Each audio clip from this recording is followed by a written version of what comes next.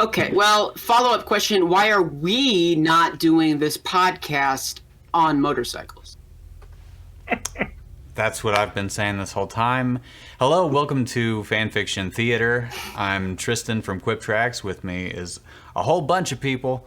I got Tracy from Quip Tracks. Hello. I got Quinn from Quip Tracks. Hi. Got Kevin from Quip Tracks. Hello. These are such rip-offs of my hello. Hi is basically the exact same thing. You don't own Hello, Tracy.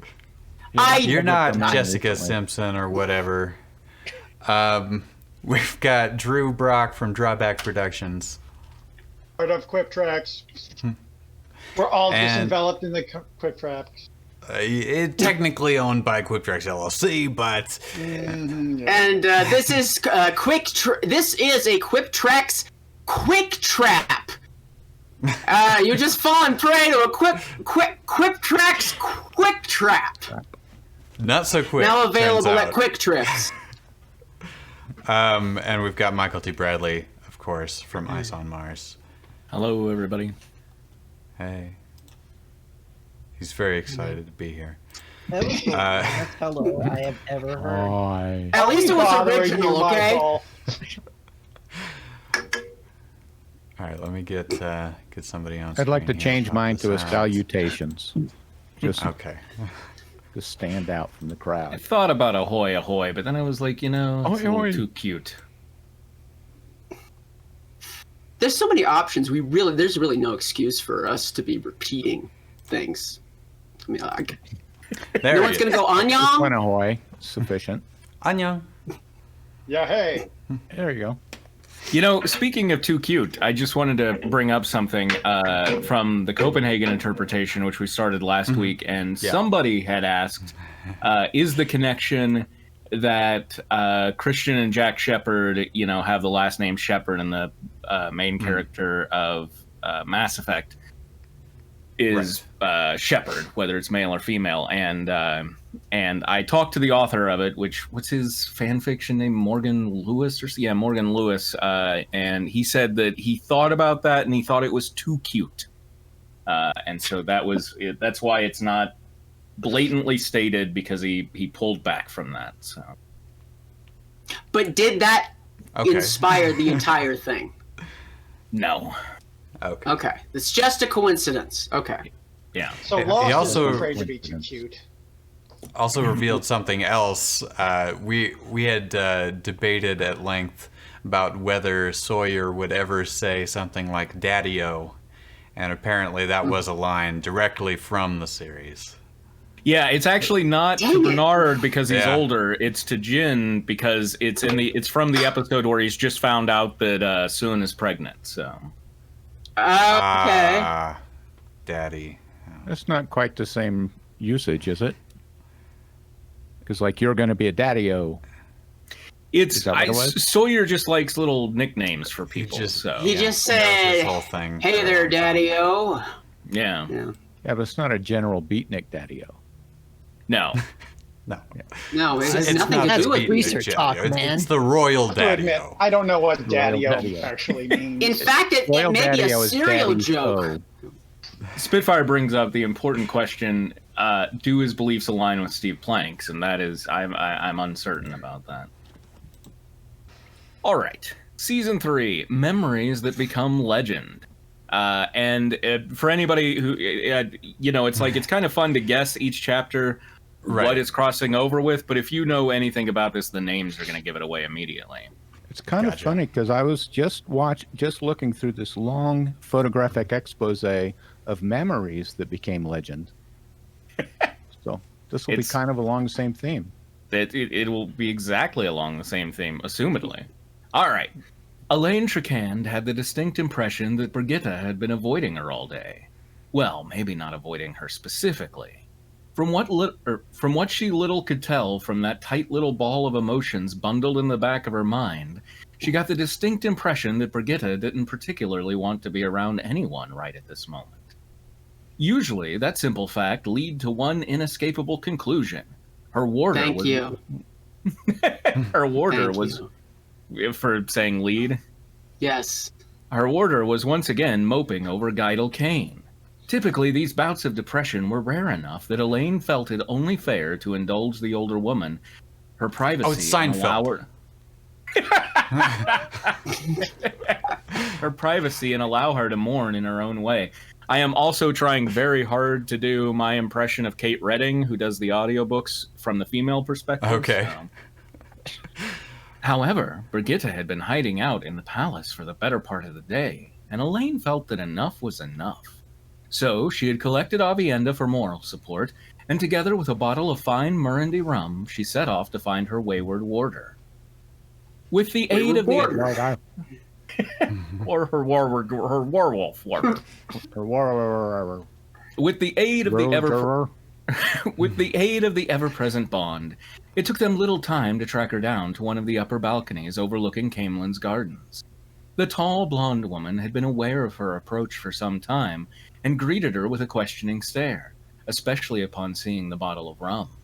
Elaine shrugged, offering her warder one of the 3 glasses she had brought with her.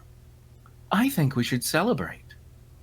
2 hours and half a bottle later, Elaine was beginning to wonder if she was the only one of the 3 that had been drinking. She was convinced that Avienda possessed a hollow leg for all the effect the drink was having on her. And despite her best efforts, Brigitte seemed to be settling back into a deep melancholy. Usually, Elaine felt it best to find ways to distract her warder from thoughts of her lost lover. But some instinct told her that perhaps tonight a different tact might be more effective. Tell us about one of your adventures with Geidel, one that even legend itself has forgotten. Are you doing all the voices Is nobody now, else too? going to be the characters? Wait, what's going on? You trying sorry. to Got into a groove there. I was like, let him go, I let got him go. so into the rhythm of Kate Redding and knowing the voices she uses that I totally sorry about that.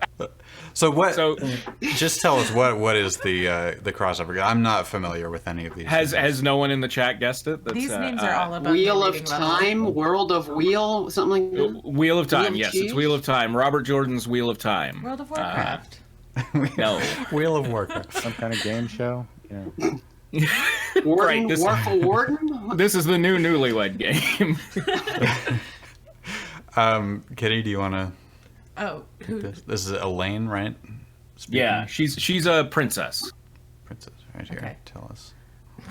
Okay, sorry, I was going to be ridiculous, but I won't.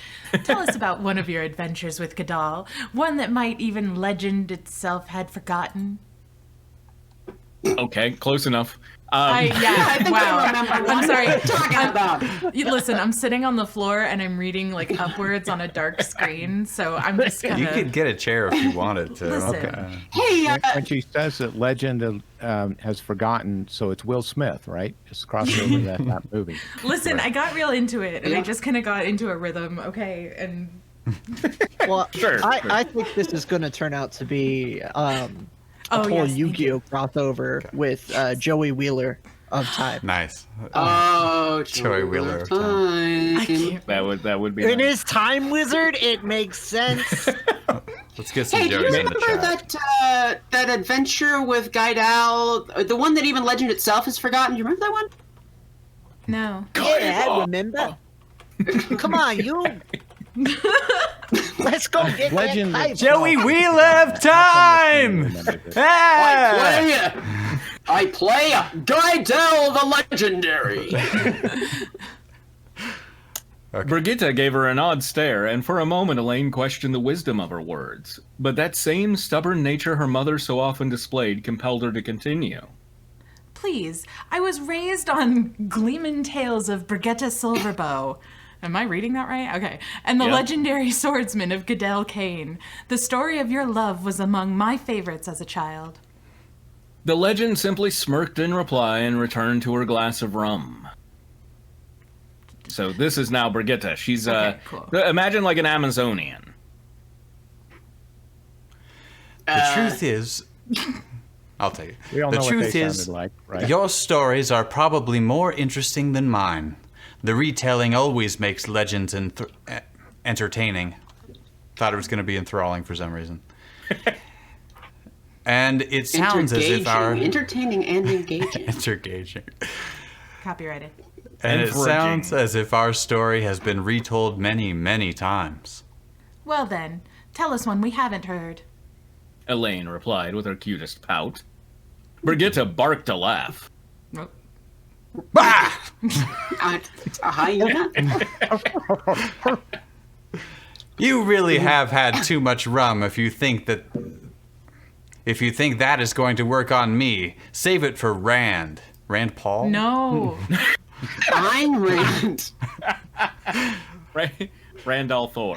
He's essentially the main character. It's an ensemble. Elaine felt a brief Rand McNally, right?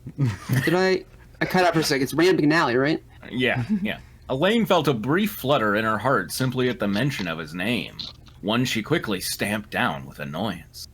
She was not some moonstruck girl would swoon simply at the mention of his Rand's name. Unfortunately, she had not moved to quell the emotion quickly enough. Brigitte smirked at the brief flurry sensed through the bond. I'm imagining her in her seat. I'm cool. Good. Bashing this is me. backer. This is me. Sorry. Light girl. It's supposed girl to. who So works like with light lights. is kind of like their way of saying like Jesus, like Jesus girl, but there's not a comma, so just go for Light girl. But does he have you tangled? Like girl. Like girl you have there. That was a statement. I swear you would spend all your time daydreaming of his face if you could. Elaine can't. I felt her really thought it face. said on his face for a second. I was like, Now that she would do if she could. That would be unfortunate. Daydreaming? Well, I guess it depends on what the dreams are. Elaine felt her face. Elaine felt her face flaming. She crossed her arms under her breast and attempted to sniff. no, it's stop, disdainfully. drop, and roll. You're doing it wrong. Like you have been daydreaming all day of Goodell Kane. At least Rand's face is one that's easy to dream about. Like Booyah. nightmare fuel. Avienda's hissed laugh shook the young princess into a sober realization. She really had drunk too much rum. Elaine quickly opened her mouth to apologize. But 2 minutes earlier, too rum! Too much rum! But Brigitte just waved her off with an easy smile and casual gesture. Now, one question. Who is Avienda? Avienda is Elaine's, I can't remember the term for it, but she's basically her sister wife, and she's more of a, down-to-the-earth, fighter chick. Okay. Too rum! I know that in this... okay. Rand, we are I off know, our why game can't we tonight. do it? Who is this? It's because you made me tilt my monitor at a See, slight I angle. told you. It's weird. Everybody complained because I was doing the voices, and now we're dealing with it. I know that in his last few incarnations, Gaidao has not embodied your typical views on God. He had more Steve Plankish views that we eschew. Has not embodied your typical views of masculine beauty. But there was a life long ago when he was as handsome and dashing as a Galen High Lord. Oh, that's A my gay lord, praise, if I you assume. I use that on a daily basis. You're as dashing as a Galen High Lord. Aren't you a Galen High Thank you, Lord? sir. Thank you, officer. You're as dashing as a Galen High Lord. Come down off the Galen High Lord. She could see the older woman's eyes glazing over as she became lost in a distant memory. Lost? You get it? See, name check there? Oh. Elaine squashed the urge to ask what a Galen High Lord was. She was getting sick of these stupid references. Pass me a Galen Highball. We're Brigitte out of had this- rum. Brigitte had this habit of throwing out references that no one seemed to understand. Instead, she It's a chose to PS5 joke, isn't it? This is relatable. Instead, she chose to focus on the topic at hand. So, when you met this Galen High Lord, was it love at first sight? The older woman broke in. Oh, wait, I just went into my voice there. The older woman broke into a wicked smile. Of course Who's not. this older one? Oh, okay. Sorry. There's just two people in this, isn't there? Yeah, So, pretty much. Avienda is off to the side, but she's not saying much. Of course not. Okay. I struck him down with a lightning terangrial. Lightning. You know how that goes. Yeah. The lightning terangrial. Lightning tarantula? I assume that's bitch slap in Yeah, the language yeah. of real time. It's a tarantula! I think we're gonna get an explanation, maybe. Yeah. I said lightning tarantula. We can move on. Oh, sorry. Yeah. I didn't realize that It's was okay. Oh, yeah. in okay, I character. thought- Brigitte just waved her hand again and took another sip of her rum. No explanation. Sorry. It's Oh, he was it's a. So many more rum to come. Do you see an explanation down below? If not, it's a magical device. Okay. Like, yeah, Spitfire. That's what I was imagining. A lightning tangerine. Oh, he was fine. Just stunned, and my people had to carry him back to his cage. Oh, now we get Avienda. Cage! That question came from Avienda. The older woman. The older woman shrugged. That question came from Avienda, age 5. This question comes from Avienda in Akron, Minnesota. Well, he was trying to escape at the time. Elaine frowned. She knew the legend spoke of them disliking each other before falling in love. Also, she wanted to know more about his lightning tarangrial. Something like that could prove very useful if she could find a way to recreate it. However, If it was anything cool. Depending on what the hell it was. Yeah. however, Now, was it his? I thought Brigitte used it on him. She struck him down with the yeah. lightning. Struck him down tarangrial. with the lightning. but once a tarangrial hits you, then it's yours for life. That's how Okay. it works. Okay. And However, don't feed it it's after it's midnight. not. And been hurt. I'm just making that up. Okay. However, she forcefully reminded herself to stay on the subject at hand. Once she had cheered up her warder, they could revisit the topic. So, your first meeting did nothing to endear you to each other? He warder chuckled. He warder chuckled. Not really, no.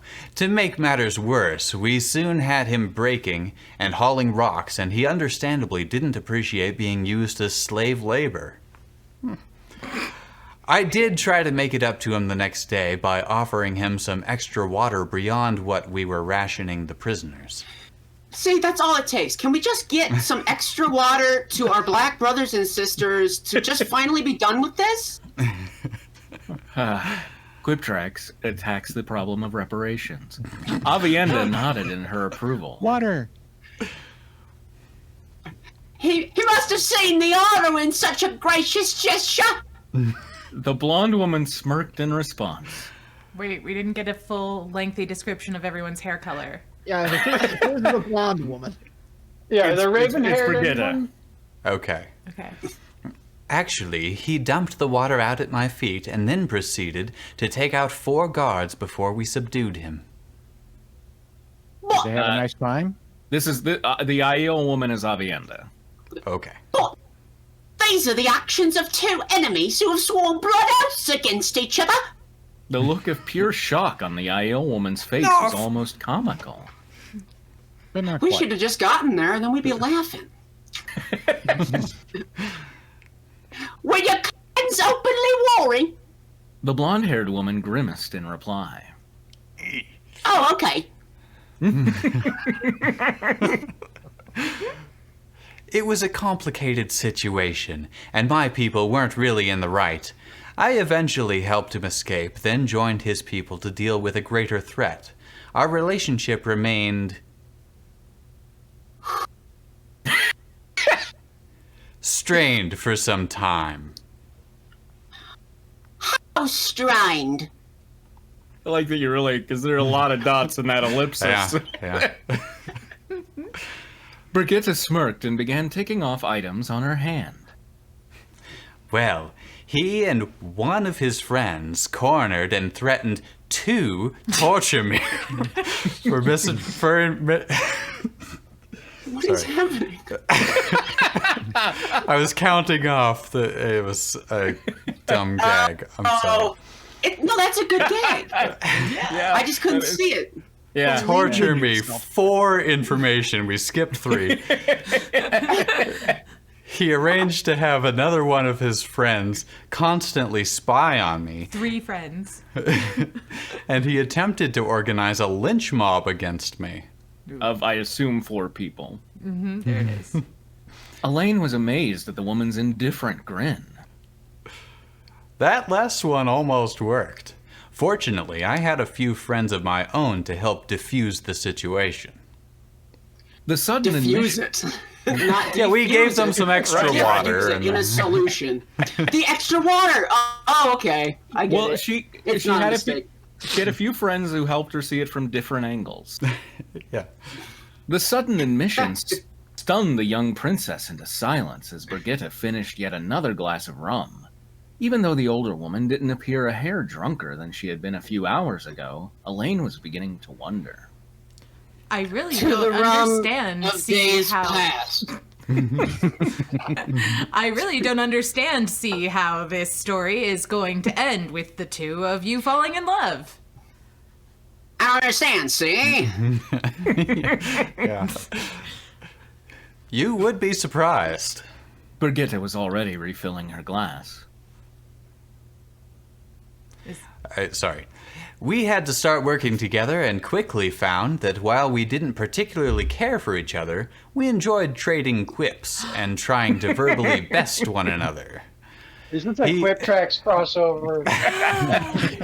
Did you guys do this? Come on. Admit it. It was all a stunt. Am I played by Ice Cube in this version? We got your rider. Yeah. He loved coming up with nicknames like Daddy-O to try to get under my skin. And I enjoyed taunting him with questions that even I didn't know the answers to. Well, why would you be asking him questions that you did know the answer? Her eyes once again glossed over in memory.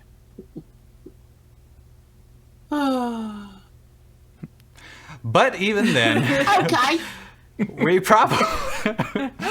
probably never would even Yep. we probably never would have even become friends were it not for the fact that we were left behind by both our people. Left behind? Left See, it all behind. fits together. Man, the crossovers are mounting here, guys. Really piling it. Both of our people, all 2 of them. We still didn't particularly like each other, but we needed one another if we wanted to survive. See, because Sawyer was on the plane crash and Juliet was one of the others. That's both their people, see? That's... Okay, yeah. Oh. I don't. Okay. Brigitte's smile was softening now into a look that Elaine knew all too well. I know this just too well. I hate this smile. This again, is still me, Yeah, it seems but like now it's still you. soft, Yeah. with a soft face like putty. At some point, he realized he trusted me. I had his back. I don't know when exactly that trust became something more, but I do remember the moment it became more important to me than I had ever thought possible. Both Avienda and Elaine had fallen silent again. It was almost as if they were children. I've actually been silent for quite some time now. It was almost as if they were children once again, eagerly listening to a gleeman's tales. I was going to leave. I had booked passage the very next day to leave that island, and never come back. He wanted to stay and continue searching for his friends. He tried to convince me not to leave, cajole me into staying. Finally, he simply asked for 14 days. Brigitte shook her head in silent wonder. Somehow, those 14 days turned into 3 years, the best 3 years of that life. The warmth from that bundle of emotions momentarily threatened to overwhelm her. Once again, he thoughts unconsciously drifted to Rand. If he had ever asked her for 14 days, she would have gladly given him her entire lifetime. I think this is you. Okay. So what happened next? She urged her warder to continue. The archer's expression fell, and Elaine could feel that tight ball of emotion grow cold. Silently, Elaine cursed her own foolishness. Of course, their legend always ended in tragedy. I didn't understand a single. Not a lick of it. Oh my god. I thought I would at least understand the lost halves, but what the heck was that? It was Yeah, so. I was going to ask, what was any of that? What I wasn't here don't. last week. What happened? I understand it was English, but like how? So Excuse me. What the hell just happened? So the Wheel of Time is very much about like how like a wheel turns and time turns, but it's all the same, right? So it repeats over and over again. So you can have memories of both the future and the past. So Brigitte has been ripped out from the like netherworld where souls just kind of hang out, and she can remember everything because of that.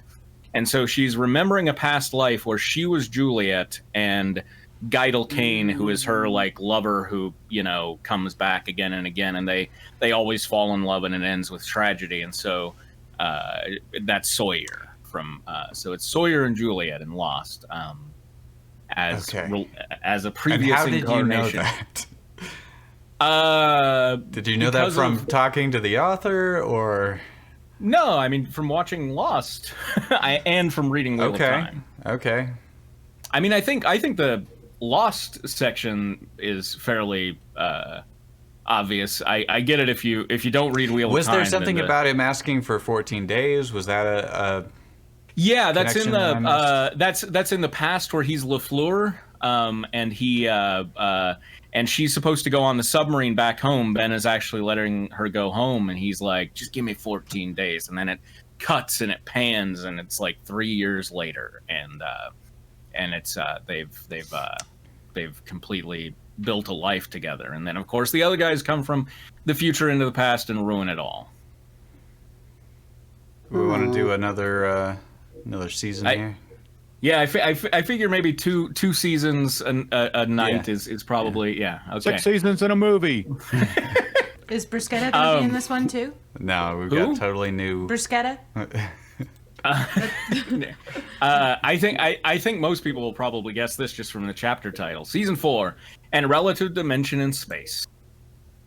Miles Strom did not jump out of helicopters or aeroplanes, or I don't know why I said airplanes, or airplanes or buildings or any other location that tended to reside over 10 feet off of the ground. He had communed with that sounds like Quest of a Lifetime, honestly. That sentence. He had communed with far too many spirits who had met their ends at gravity's harsh embrace. And from what he had gathered from them, it seemed like one of the more painful ways to lead this life. Yet, in spite of his own... what he gathered from them, you just become a spirit, and so who cares? Well, mostly he just gathered them because they fell a great distance. Right, that's what I was gonna. From yet, what he had in spite scraped off the pavement. Yet, in spite of his own personal rule, he somehow found himself strapping on a parachute and diving out of what he still thought was a perfectly good helicopter. Lightning strike be damned. Damn Widmore, and damn his 1.6 million offer. He was beginning to think he really should have held out for 3. His name, Carl the Welch. Even with the parachute slowing his descent, impact was painful, and Miles found himself losing consciousness for several minutes. Blinding pain greeted him on his return to the world of the waking. Pain in a pair of highly inquisitive brown eyes. Gah! Miles scurried backwards from those eyes, which happened to reside in a face that appeared entirely too cheerful right at this moment. He desperately fumbled through his pack, looking for the handgun Kimi's goons had issued him before their departure. This is David Tennant, I believe. So, Tracy, can you do? I do a good David Tennant. Where's? Can't wait. Or who are you asking to do it? No. Yeah, go for it. Who? You. Who are you talking to? You, Me? yes, so and so. Yes. You're the Who one am who does I? a good David Tennant. Yes. Okay, my very good David Tennant. Oh no! There's no need for that. God damn it. I'm a chimbley sweep, I am, the cheerful man insisted. He was wearing a long brown duster that clashed oddly with his blue pinstripe suit. I saw you take a bit of a tumble and just figured I'd do the neighborly thing. Make sure you're all right. I did. Tonight all of Tracy's characters will be Cockney waifs. Miles calmed his breathing as his hand drew the gun from his satchel. He didn't aim it towards his sudden companion, but rested his thumb on the safety catch just to be safe. Are you one of the survivors of Oceanic 815? The man made a derisive sound. Oh! No! Is that what that is? Do I look like someone who would ride in a plane? No, air turbulence makes me nauseous. Which is odd when you think about it, because temporal turbulence makes me peckish. Possibly has something to do with the difference between fluid dynamics and space-time. Timey-wimey, ha! Oh, look at my bumper sticker! It's a pot!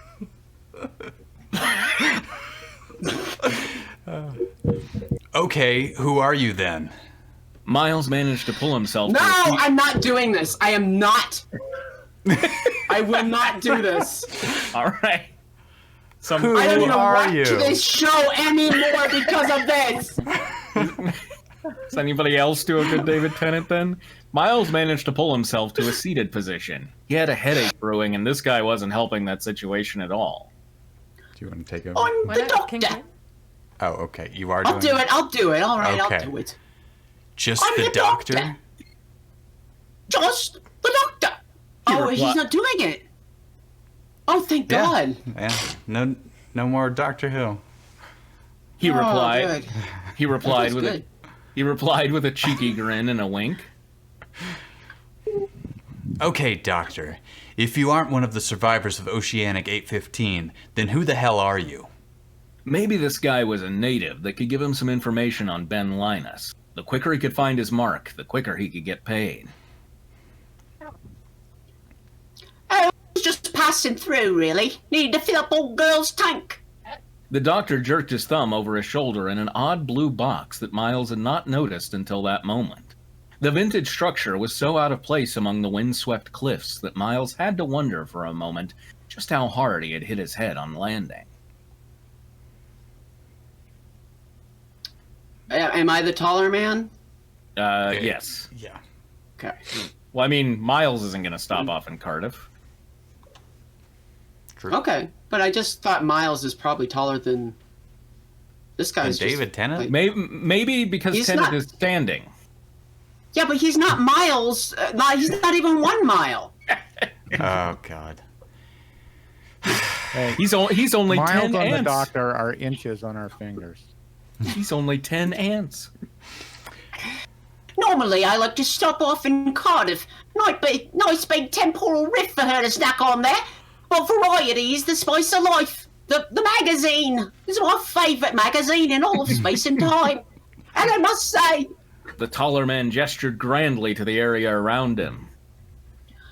this place, wow, I can't believe I never noticed it before. A tiny island, balanced right in the middle of a class 4 temporal phase inversion countering with the time shift differential.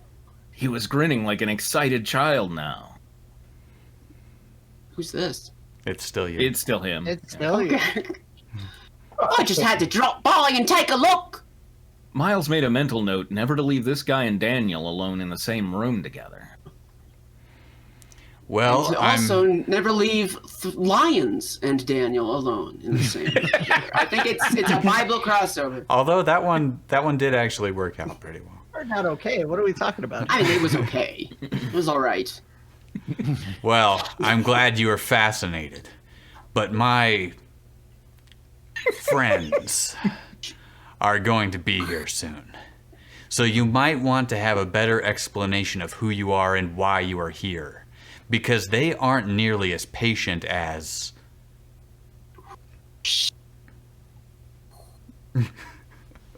He trailed off when he noticed that his companion had suddenly become engrossed in studying a group of stones. Hey, are you listening to me? The doctor looked up, seemingly startled from his thoughts. Sorry, just noticed something about the subatomic vibration patterns of this place. They're not quite... But that would mean... No, couldn't be. I mean, the walls are closed. I made certain of that. I would have known if I'd slipped through. Unless... No.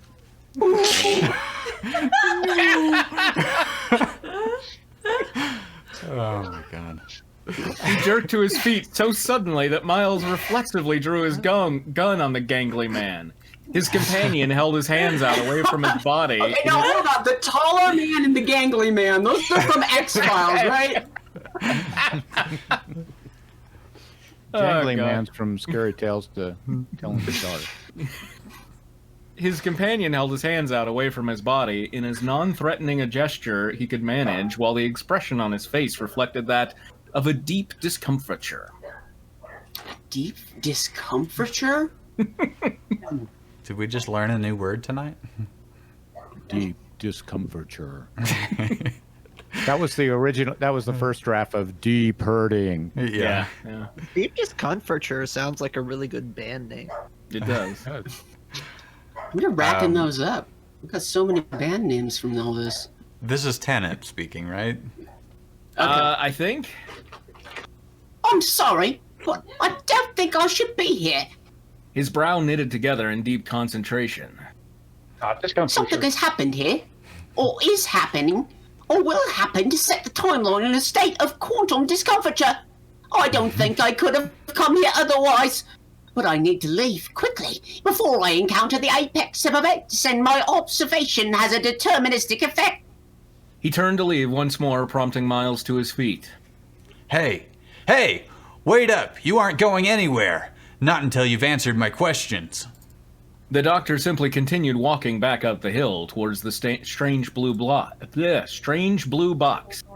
Miles swore under his breath and gave chase after the thin man. It's the Thin Man? No, that's the crossover.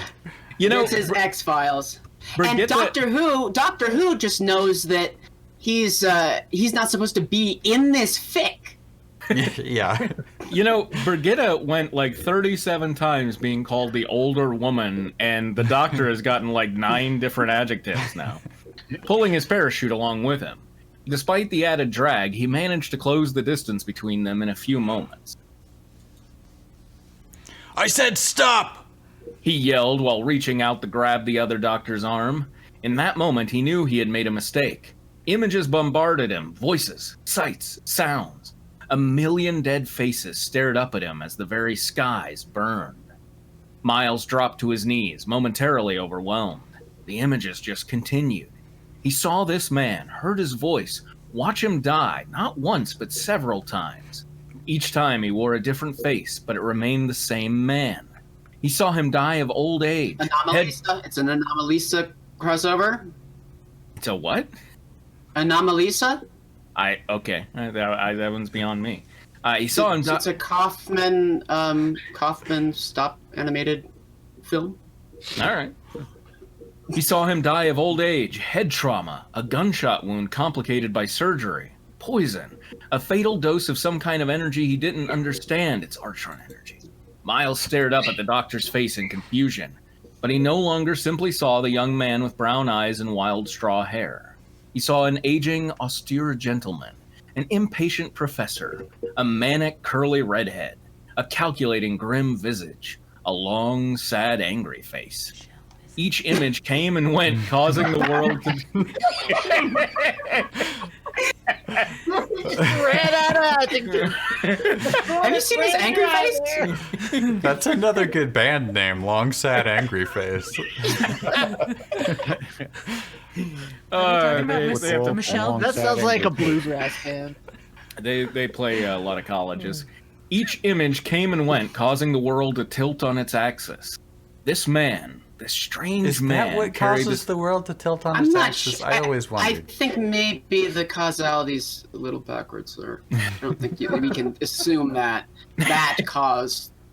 This man, this strange man, carried the spirits of so many dead with him. They clung to him like rats on a rotted plank adrift in a stormy sea. Wow. The doctor... Yeah, the Steve's doctor's plank. totally like a rotted plank adrift in a stormy sea. That's like perfect. That is a perfect analogy. The doctor was kneeling over him now, gingerly scanning him with some strange device.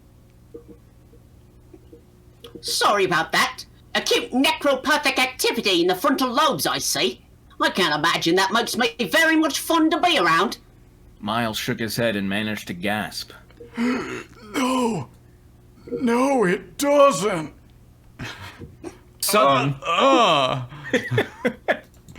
Sudden, he no longer cared who this man was. I'm over it. He became, Suddenly, leg. he is sudden. In, It's like shit. I can't think of anything. I thought I had something that ended with like en, but all I can think of is midden heap. He just wanted him gone. discomfortarily. he wanted Just him no in the furniture. he wanted him and the millions of dead he carried with him as far away from him as possible. Then he just wanted to curl. Sanitary, I mean. Yeah, fair enough. Then he just wanted to curl up in his parachute and forget about this whole damned adventure. I feel that way every day. I just want to curl up in my parachute. Yep. You guys I'm get a surprised parachute? I'm golden. What's yours?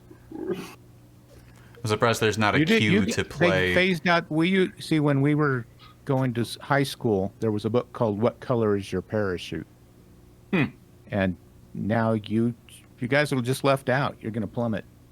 Well, Okay. So I people tried to didn't get a get their parachute, but- stimulus parachutes, or I tried to get a parachute, but I only got 99 red balloons. So. I got a stimulus rotted plank to cling to in a stormy sea. I got soup for my which I do not family. agree with. Flank? I just got one sheet. Oh my Okay. gosh, wait a minute. We missed the Steve Plank crossover. Yeah. I already said it. You didn't hear it. Oh, okay. Well, then me saying it is the third, and it's the rule of threes, so laugh, damn it. It's also possible that it was said in the chat. I glanced over there real quickly, and apparently there's some upset because they make jokes, and by the time the stream gets to them, then we make them, and so. That was at the God beginning damn. of the stream. Okay. Yeah, Just I'm go. like fifth. He managed to wheeze. The doctor slowly rose to his feet, his face solemn. I'm so sorry. Miles finally felt his head begin to clear as the man put some distance between them. The young medium waited until the doctor, had drawn a key from his pocket before calling out, Not my the My doctor. dearest, the doctor. Yeah. I've never met a man. What? Who's saying this? Miles? It's Miles, right? yeah, Okay. yeah. Can't stand Hey, them. Is Miles the young medium? Am I forgetting Yes. that about Miles' character? Because I have a Miles- vague picture of Miles, but Okay. God, if I remember correctly, he's Korean. yeah, I think yeah. I'm thinking of the right guy. Okay. I've never met a man who died 9 times. The doctor simply shrugged and opened the door to that blue box. For some reason, Miles felt compelled to add, You are going to die again soon. Probably. the doctor... The doctor turned back to him with a face as old and haunted as the universe. I know.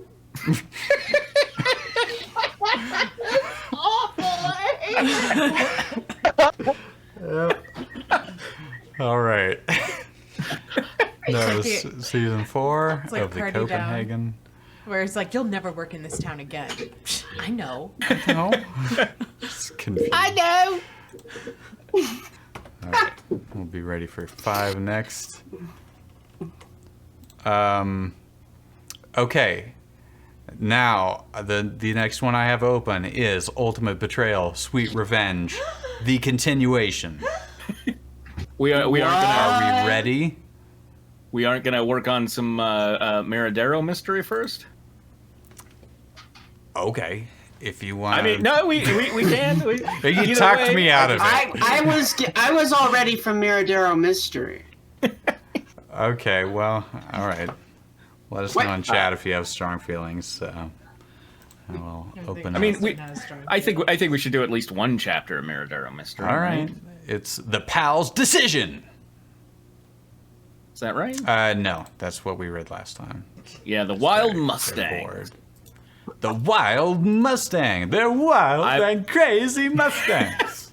I mean, I'm totally down for starting Ultimate Betrayal, Sweet Revenge after this, but I feel like we got to at least give one chapter to Miradero, right?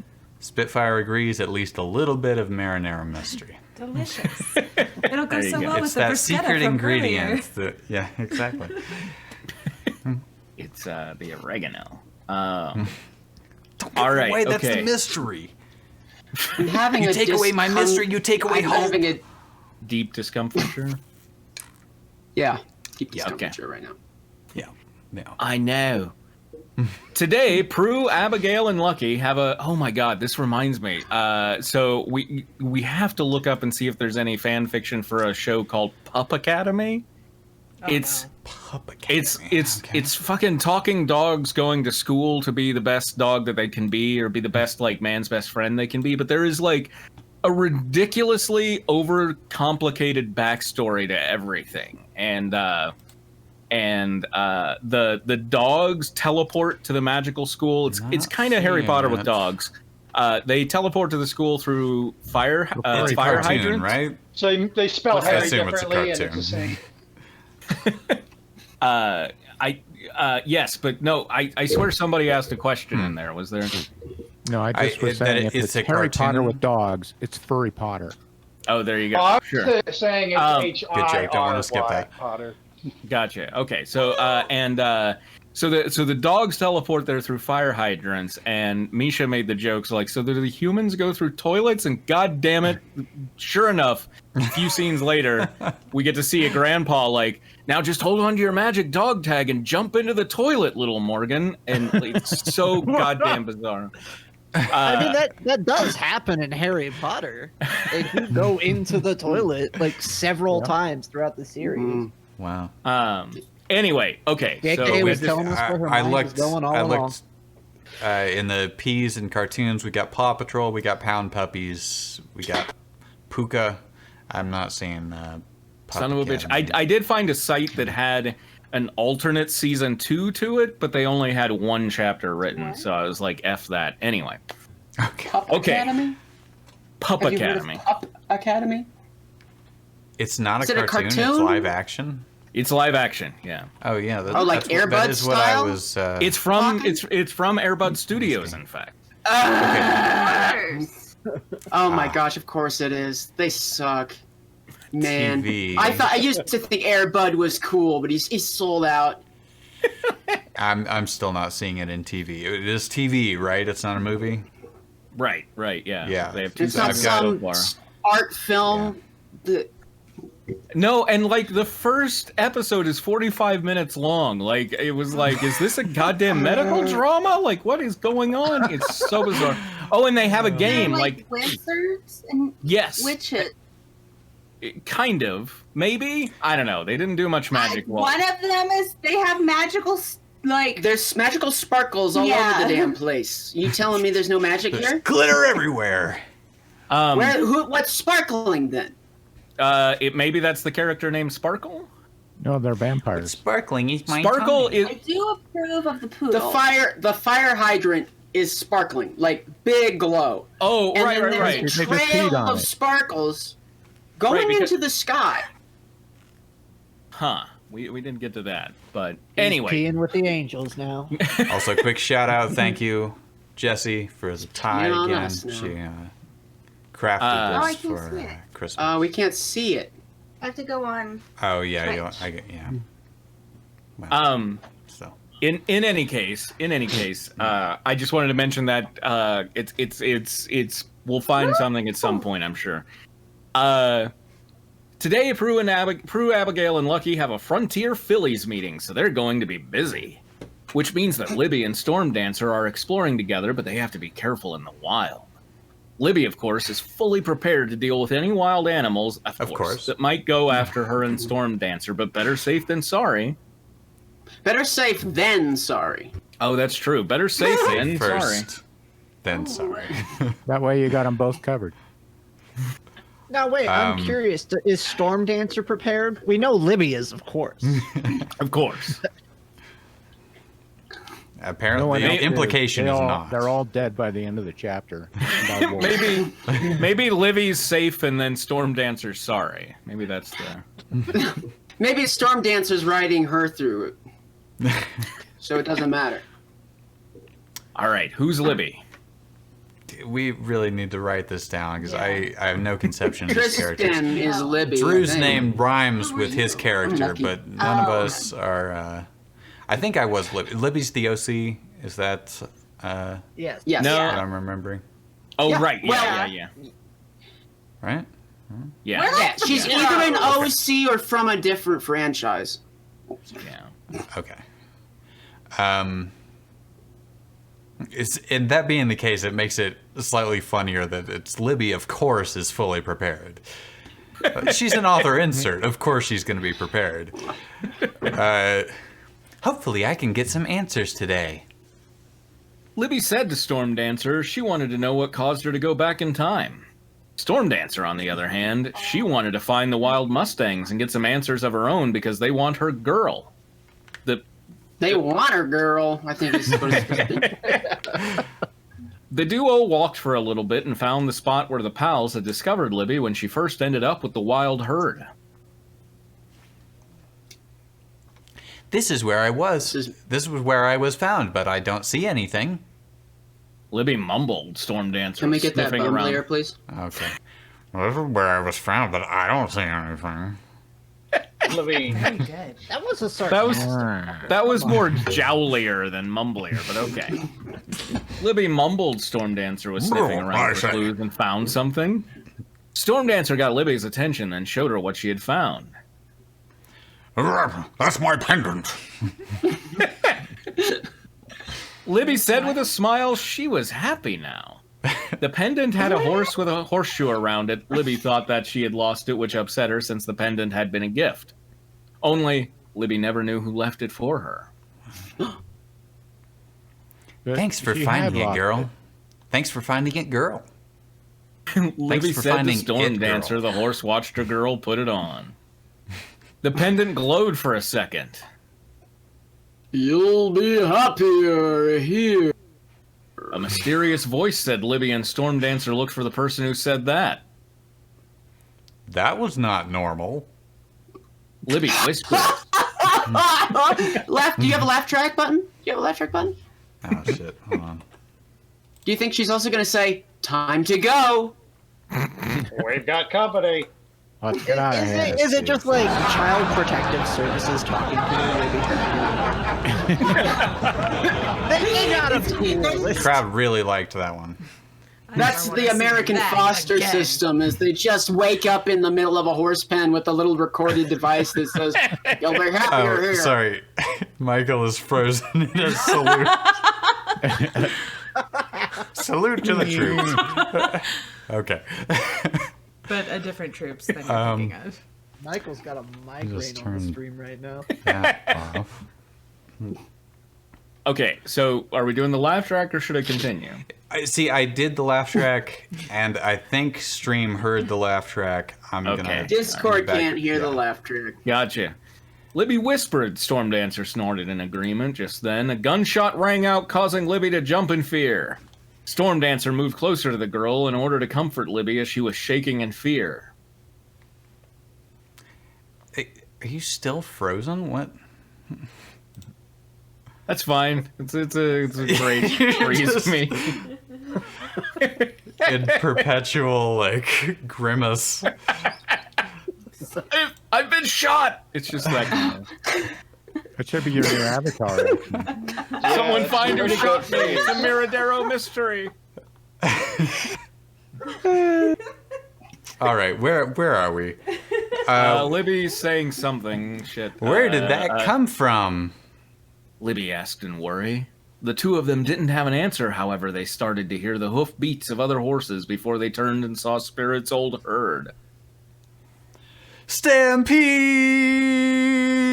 Libby shouted in fear. Stormdancer coaxed Libby onto her back just before she was trampled by the wild Mustangs, and they took off. Wait, what?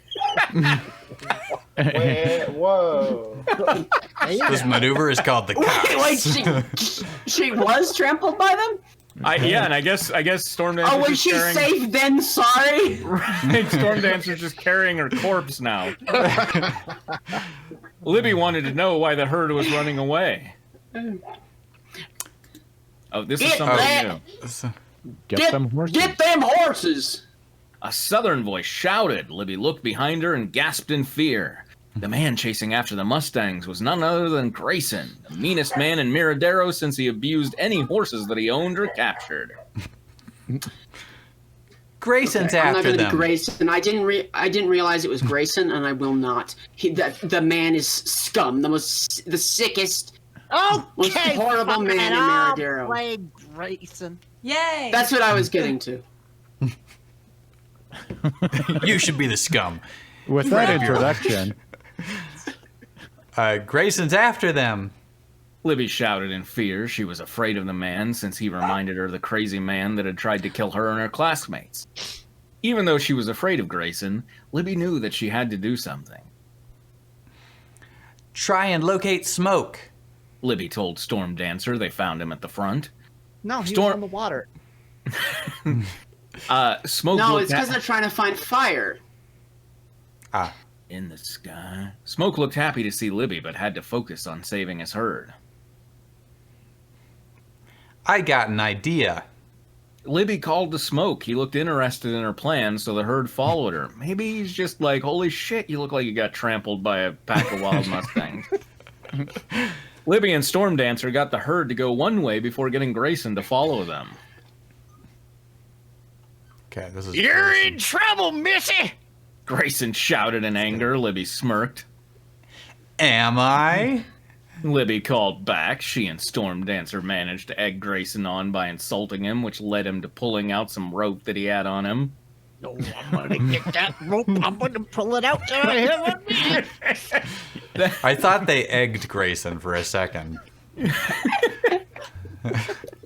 That was what the duo. That was what the duo wanted him to do. I wanted that. Now! Libby shouted. Stormdancer jumped onto a sturdy cliff just before Grayson could capture them with the rope. Grayson got tangled up by the rope and fell off his horse. That made it easier for Libby to liberate the injured horse from Grayson, who was fuming at the young girl. Liberate, nice. Okay. Somehow. Yeah. I don't pretty much get how it plays out in the show. I don't get too. how things these just like work. Things happen and do things. Okay. Yeah.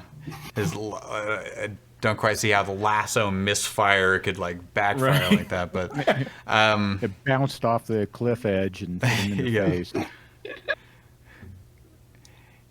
you're a disgrace to horse lovers everywhere.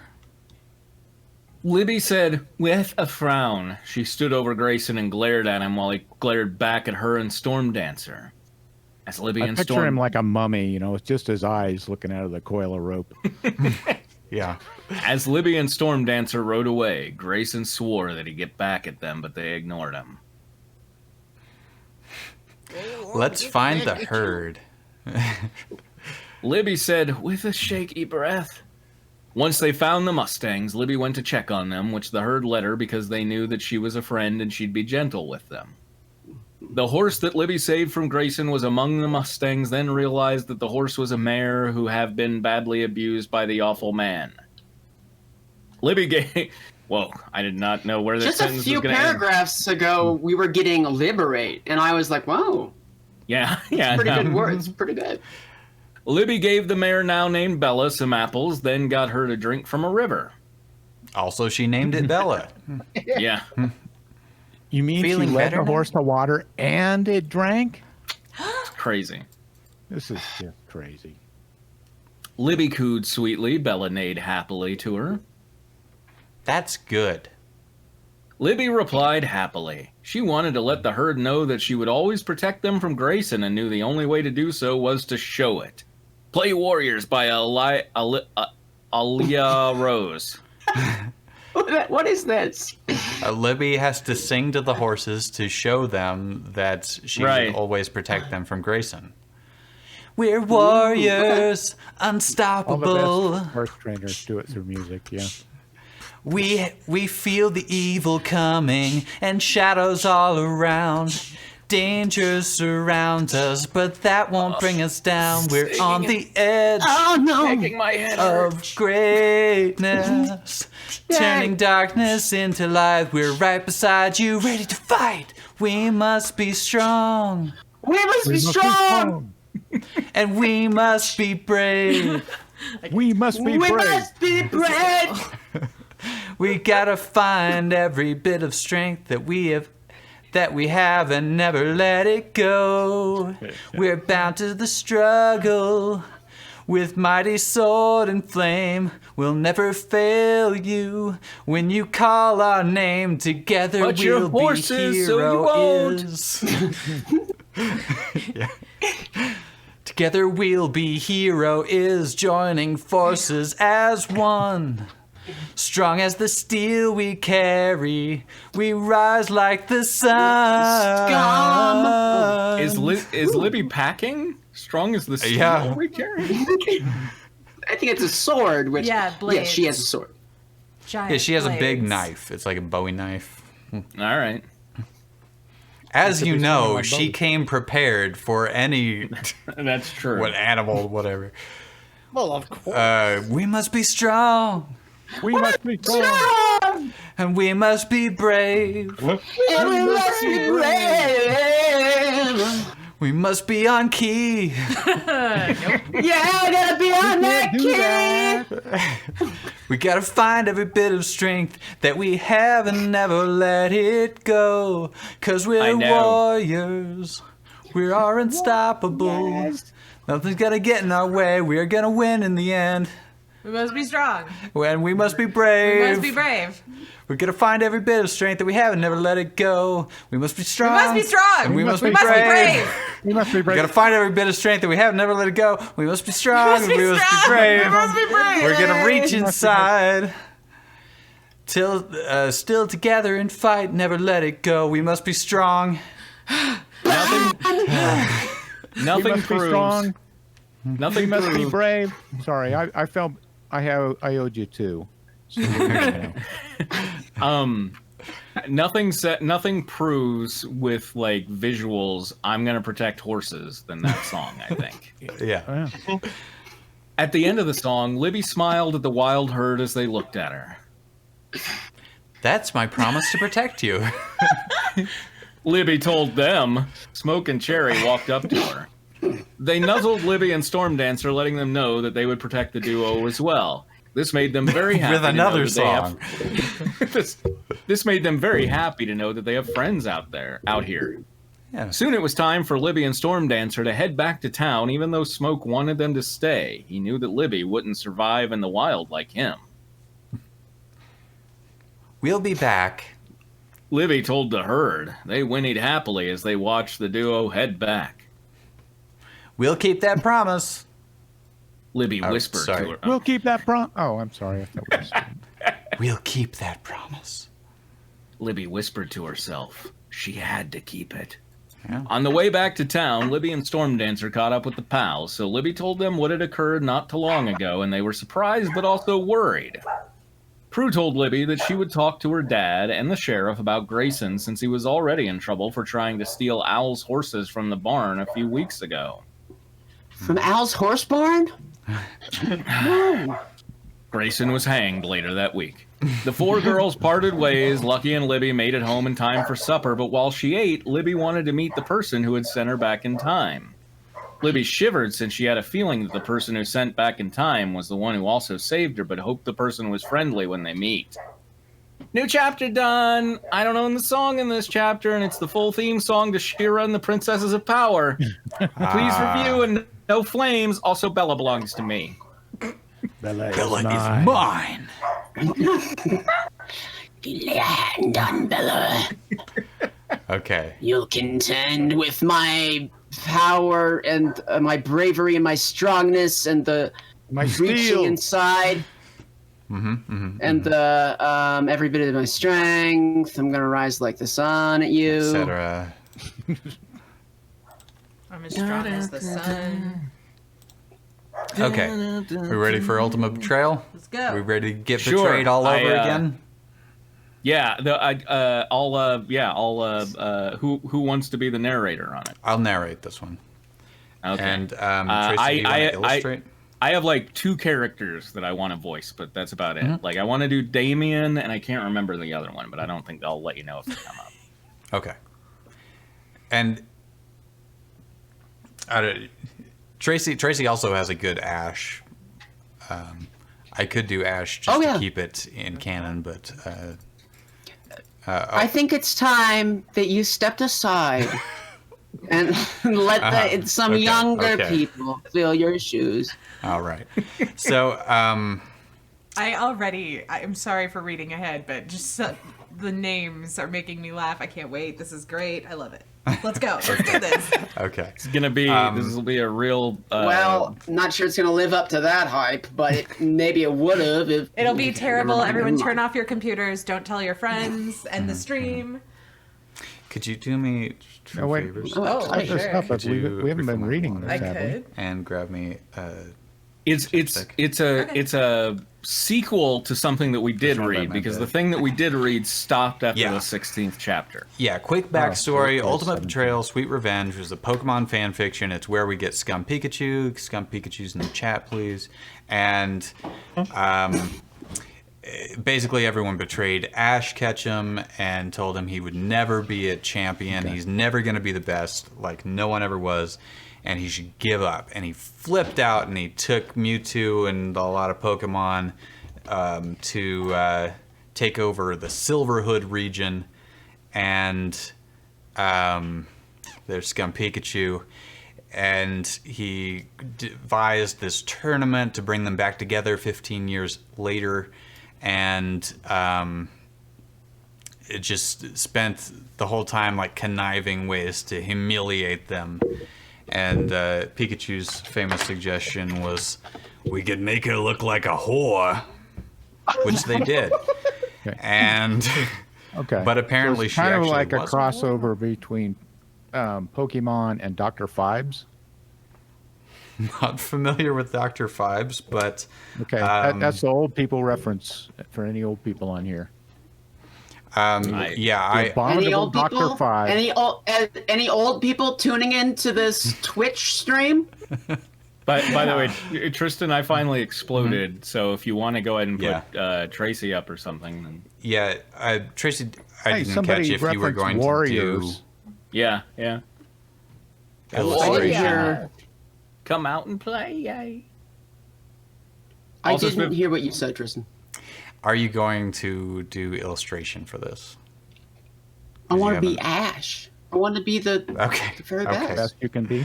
All right. Best you can In that case, I will attempt to put your picture on screen. Maybe you'll have motion.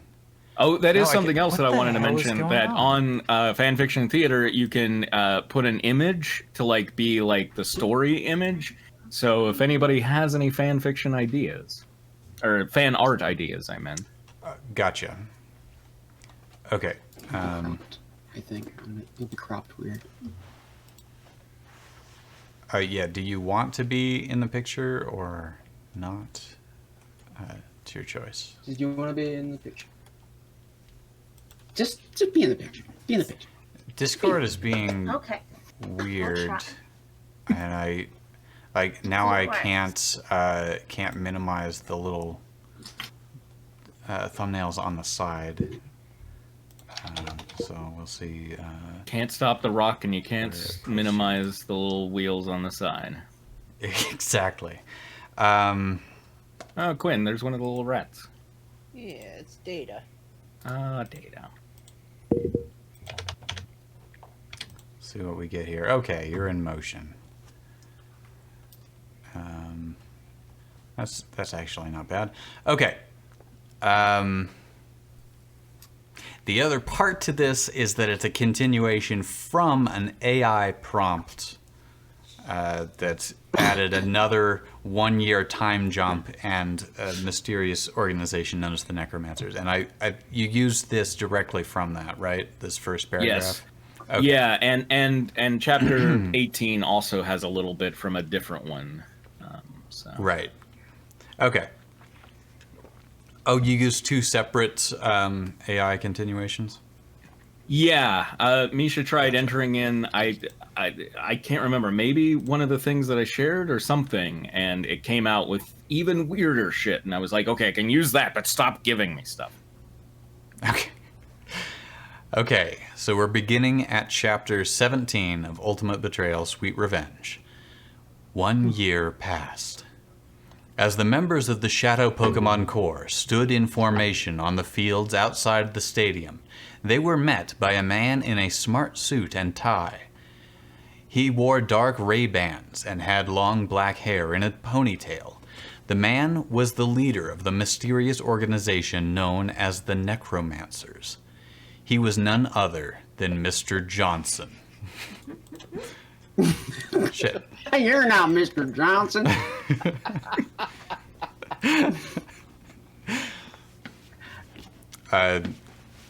Somebody want to be Mr. Johnson? What? I think I might be on the wrong fic. This one's just here, called Ultimate Betrayal. Yeah, that is totally different. Yeah, not that one. Completely You want the one unrelated. at the bottom of the list. And I can. I Oh, can put that in, UBSR. Okay. Yeah. in the peanut gallery. The continuation. So, 1 year passed. Mhm. Mr. Johnson. Mr. Johnson. So who's Mr. Johnson? You are. Whoever wants to be Mr. Johnson, other than me. All right. I'll do it. Okay. All right. Look lively. Mr. Johnson Let's barked. finish this once and for all. Oh, sorry. That's Let's okay. finish this once and for One more time. Let's You're finish this fired. once and for all. The Shadow Pokemon Corps obeyed and began marching towards the stadium. Mr. Johnson marched alongside them. Where did Mr. Johnson go? Oh, man. It's well, Oh, there it is. Oh, well, this is a pretty quiet bunch. he noted. You don't think they're plotting anything, do you? Of course they Of are. course they are. Yes, Quinn, go. A member of the Necromancers said. Just like all teenagers at their core. Still, I suppose you're right. They're a bit quiet for plotting anything too overt. So I just got to stop it right there for a second and say that's the end of the AI generated text. And just to be clear, nothing that's in here was mentioned in the first 16 chapters of Exactly. Ultimate Betrayal, Sweet Revenge. Mr. Johnson, the Necromancers, the Shadow Pokemon Corps, all completely generated by the AI. The nature of teenagers at their core. Right. Okay. The survivors walked beside them. Ash Ketchum, his daughter Jade to one side and Pikachu on the other. Brock, Damien, Tyler, Angie Yogana, Kyoko Kirigiri, Makoto Naege, Misaki Asano, and Vampire Jamal.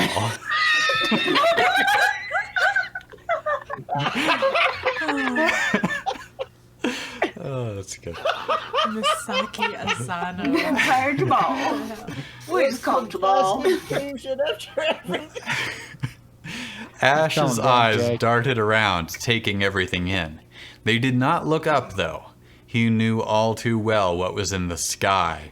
Didn't need to be reminded. He said nothing, but kept touching the pommels of his weapons sheathed in his hips. Seized on his hips. It's on his hips. He obviously knew danger lurked somewhere nearby. Pikachu. Just like Libby. Just like Libby, he was prepared for it. Yep. Of course. Obviously. Obviously. Oh, you know what, Libby. That was Eddie. That was my boy. Yeah. I would know that grumble anywhere. That's Eddie. Pikachu stared at the ground. Stared at the ground glumly. Mr. Johnson and his aide opened the doors at the rear of the remains of the stadium to admit the Pokemon Shadow Corps into the stairwell that led down into the bowels of the structure. The door closed with an echoic finality behind them. Because it said bowels. Yeah. Part 2, 10 days earlier from 1 year later. Mr. Davis had joined them on his mission. You do the math. 355. Okay. The most been a evil leap year. villains of How do all we know? time. Johnson and Davis, attorneys at law. Mr. Davis had joined them on his mission, and Misty wasn't sure why. He was mostly just following her, and it made her skittish. She couldn't see his eyes behind the sunglasses, but he gave off a nervous energy, and his head kept darting every which way. They were currently racing up the metal staircase of a cruise ship. Wraiths had invaded and were attacking throughout the ship. Aren't they just a myth, though, if you think about it? Misty barreled through a door and found herself right by the railing that led off to the south of the ship. Led off to the side of the ship. I don't know where south came from. Stern? Was this the stern? Should be Misty. Stupid boats and all their stupid names for shit. Right? She didn't Oh even my know. god, I if- just said that while I was writing Waterworld. Like, oh, what is that thing called? He's touching it. Yeah. She didn't even know if this was the left or the right. Hell.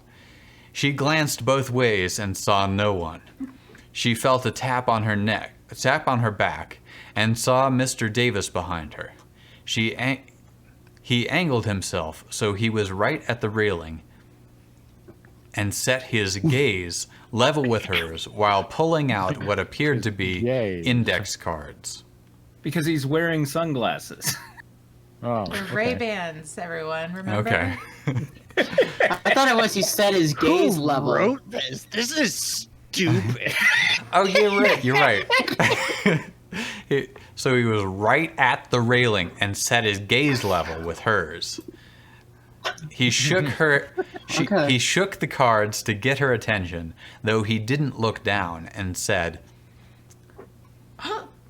"He wants to be the insidious Mr. Davis." Quinn? Oh, okay. Insidious. Creepy pedophile guy chasing Misty around. Okay. Do you even know where you are? You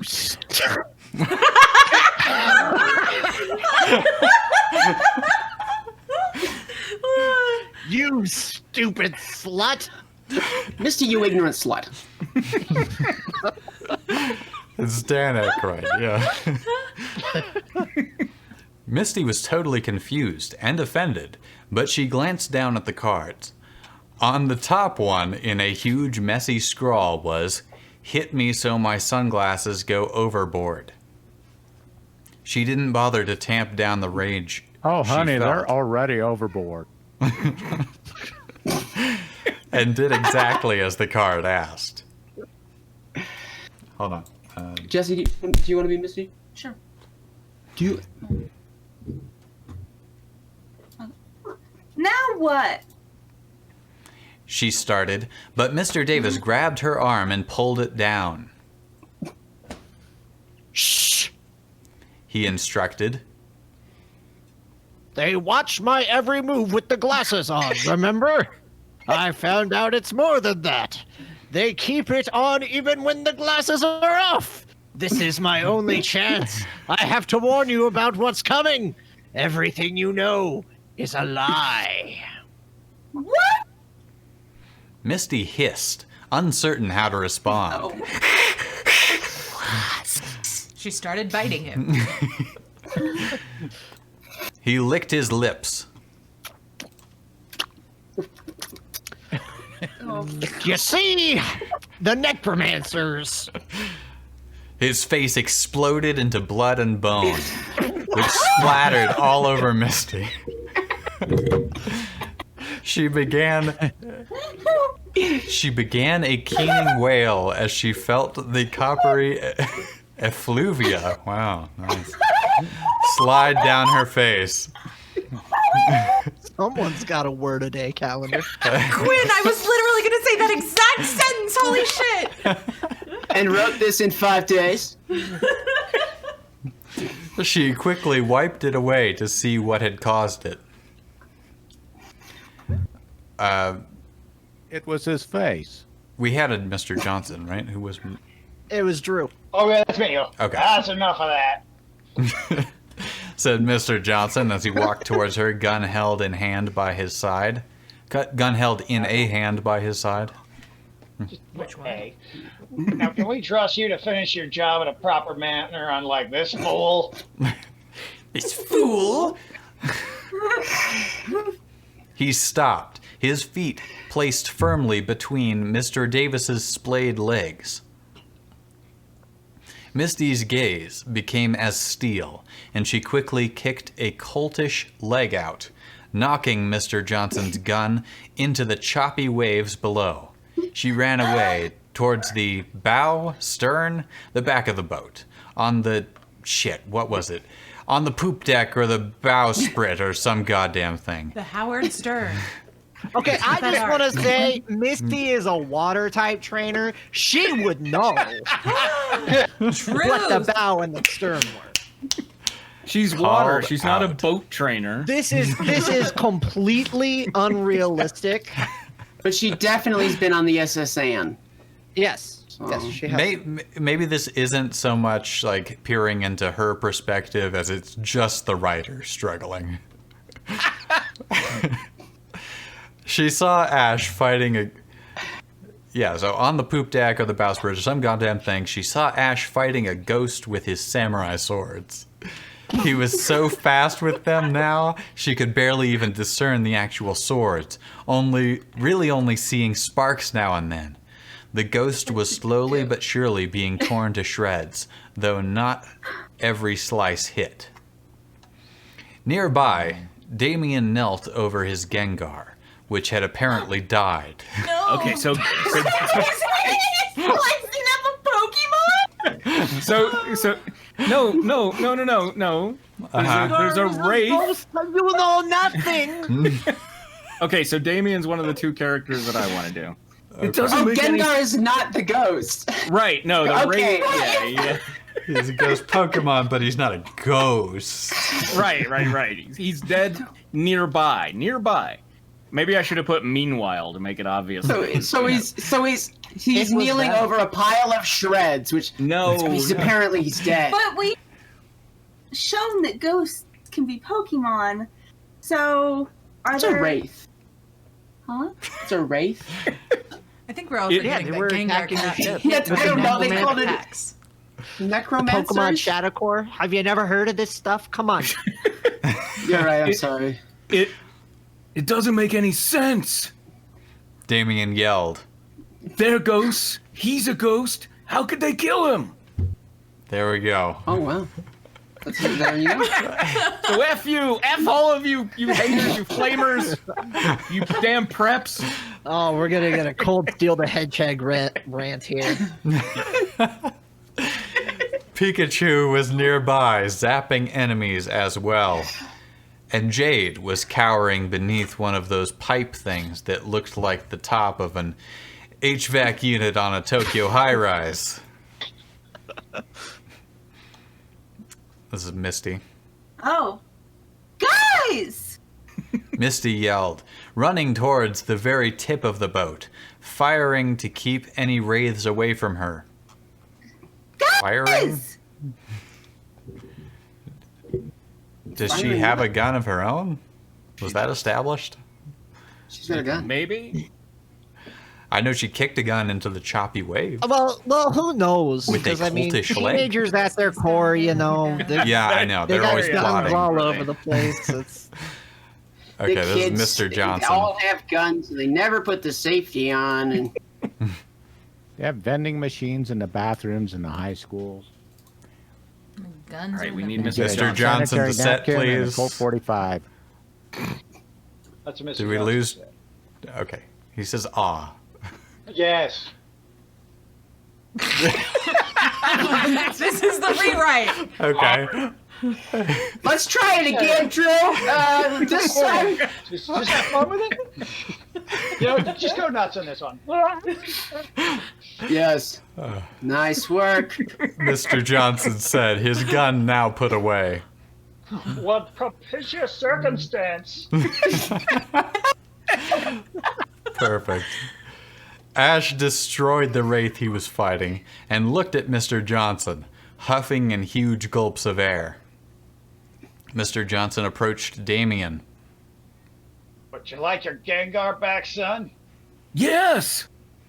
Damien shouted. I guess it's me. I can help you with that. If you'll stay out of this. Damien shrugged. Whatever. Mr. Johnson approached Ash. Mr. Ketchum. He asked, approaching him with a hand out. Ash cocked Still- his head. Sorry. Ash. He questioned in a gruff voice. Remember what we talked about? Ash's face lit up in recognition. Ash Ketchum. Yes, well, I think that time has arrived. If you would. He nodded in Misty's direction. No! Misty yelled. Ash bared his teeth and growled. He ran towards Misty. Swords backward facing beneath his arms. I want you out! You're cutting out. Will my fighting count? It was I you ah. You out! Down a few notes. I think it's the height. Yeah. I will. This is my natural. Just put her through puberty, and it should be good. I will fight you, Ash. Okay. She screamed, dropping her pistol and raising her arms in a sign of surrender. Oh my god. Ash sheathed the sword in his left sheathed hand. the sword. Ash sheathed. Oh my goodness, that's really Yeah, tough. Ash yeah. sheathed the sword. Ash sheathed the sword. Ash sheathed the sword. Ash sheathed the sword. Ash sheathed the sword. Ash sheathed the sword. In his left hand, then whipped his right arm up, and she felt the blade as it tore her shirt. Ash plunged the blade forward, and she dropped her arm to grab the blade. Staring into Ash's eyes, she pulled Ash's head toward her and whispered, Don't forget your promise. He whispered back, and she let herself move backwards, the sword slipping away from her torso. She fell backwards over the railing into the waters below.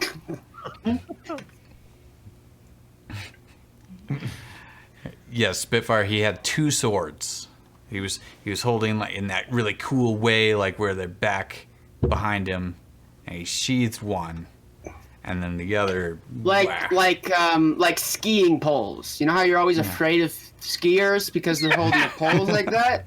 Right. Yeah. You know how fearsome skiers are? Ash's left hand stretched out over the ocean. It held a bag he'd grabbed from her pocket. He jiggled it so that he held the bottom, then tipped it over.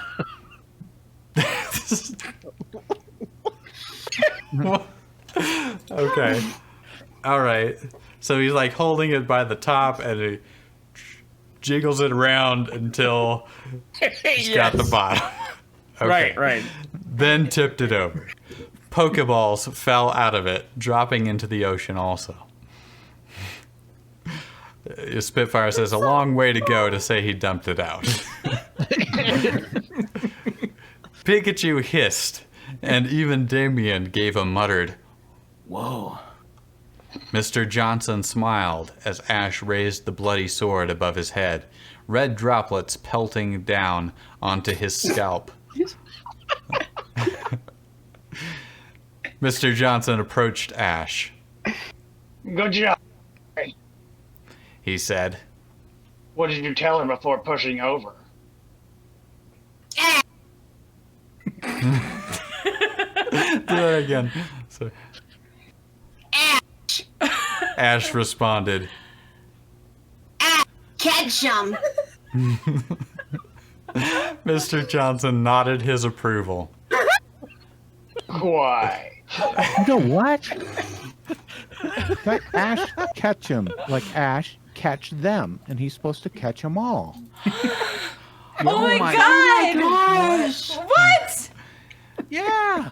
But far Have from you catching called the them, he game dumped them into the theorist? ocean. I'm gonna write it up right now.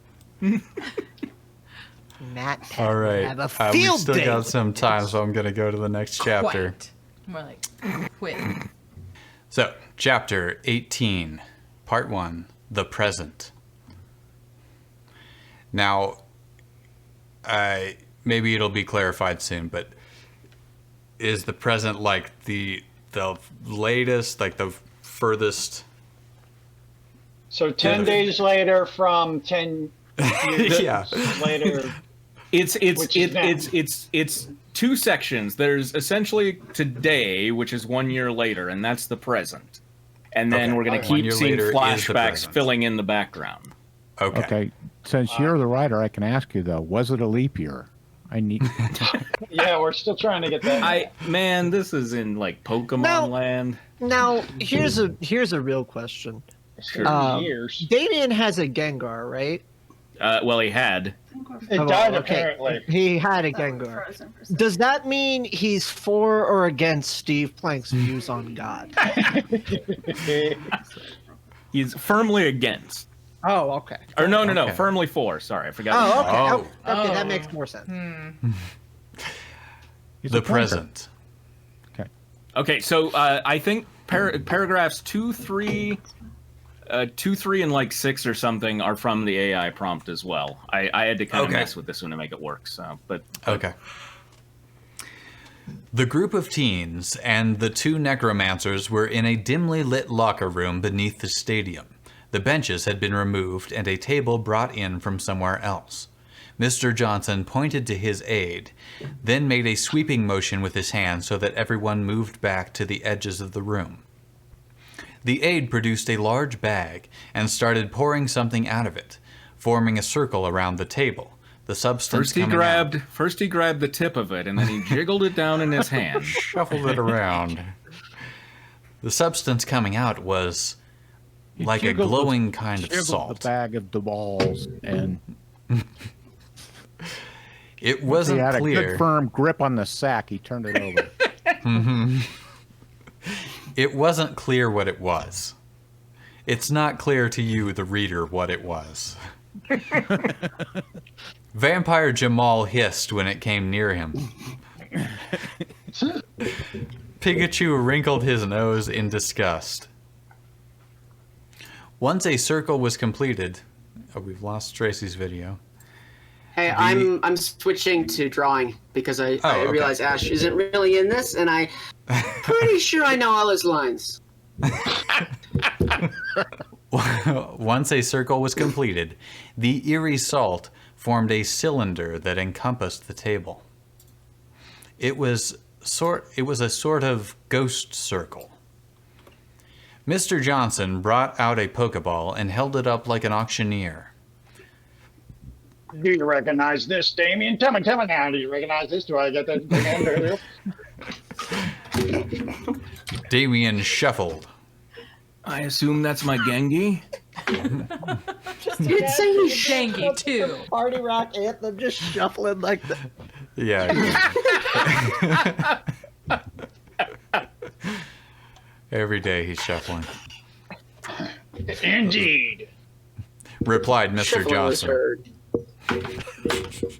It was then. He shuffled. You've all been operating false assumption, and I'm here to introduce you to the true reality.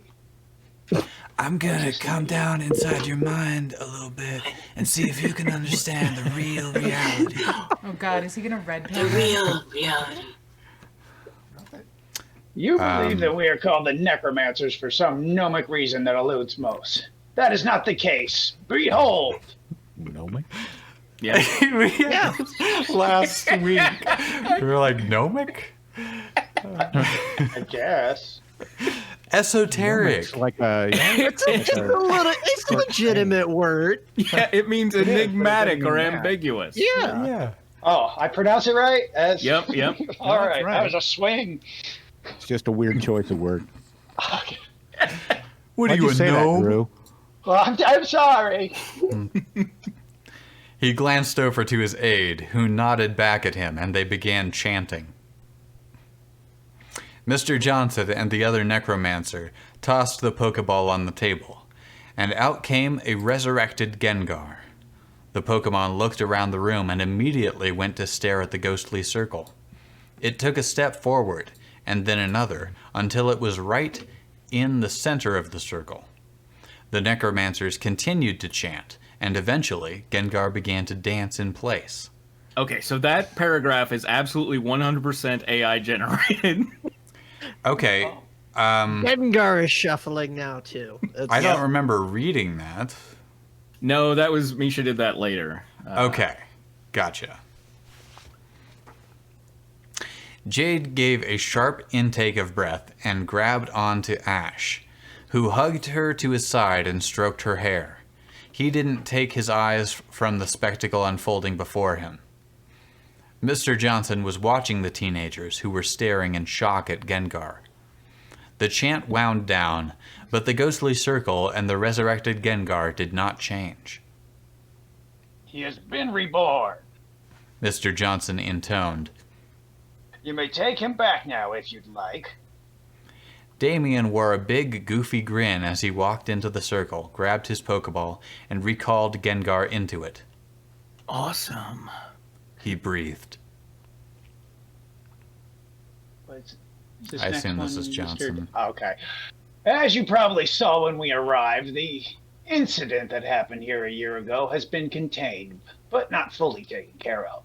While our necromantic abilities have been able to perform minor miracles like the one you saw today, this anniversary provides a unique opportunity to perform a ritual that's much bigger.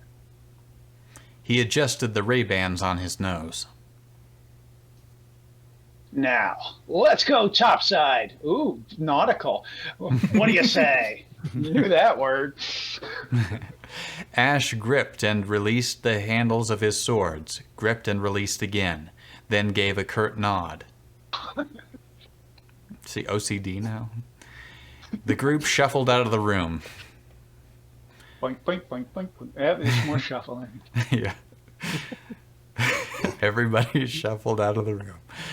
They shuffled 2 months into the past.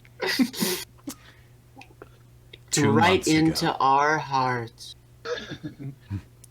Misty wondered if Ash even remembered their earlier talk. It seemed like lately during all their downtimes, he was either trying to draw something in his sketch pad and getting more and more frustrated. She'd even seen him bite his damn pencil once, chewing on it and spitting out the tiny bits of tinder. Or he was spending time with that oily bastard, Mr. Johnson. Yeah. Can I ask a question? Mr. Johnson, does he have the sunglasses? Or was that the other guy? Was that David? Yes. Both of them do. Okay. All right. It's and if you're curious, Drew, like I wrote him assuming that he sounded like the agent. What's his name? Agent Smith or whatever from the Matrix. That's what I was thinking when you were talking about the Ray-Bans, and he was saying, Yeah. Mr. Ketchum. Yeah. I think his first line had a direction like he growled, so that I was like, "All right, Jim Coach, rolling." Sure. So that's. Yeah. But yeah, I can do Mr. Anderson. I can do that kind of thing. Let's try that then. Now the Ray-Bans, Why though, not? that was written by AI. So we Yes. don't know what the AI was imagining for his voice. True. But that's what AI, I thought. brought to you by AI. Okay, but what I thought you thought the AI thought.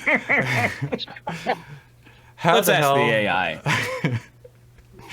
How the hell did Mr. Johnson hold a conversation with him when all Ash... Okay, sorry. I now I really want to go back to AI Dungeon and type in a long thing that's like, please do not continue this as a story. I am asking you, the AI, a question. Oh my god. When you please. wrote Mr. Johnson. Please, we have to do this. Please, he begged. Don't finish this story.